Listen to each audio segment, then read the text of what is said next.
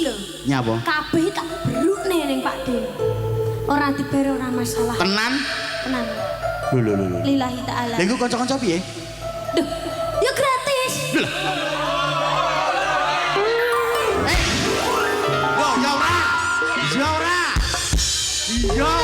Cah menengo. Iki engko gratis tapi ijole kalian kok iso latihan dadi aktor.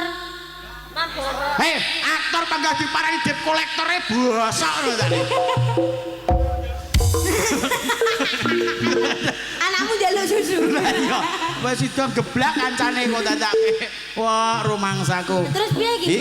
Kok iso terus piye lho? Ya tanggung jawabe sampean lho. Piye iki ngomong ning ngene Pak Susilo kanca. Ya sampean gratis kanca-kanca aja ngono. Pantese piye ngono. Jole mangan lho ning penyetan pinggir kono. Ngentiane tutup balik engko campur sari. Wis tak bungkus-bungkus kok enak bojomu lho, Mas.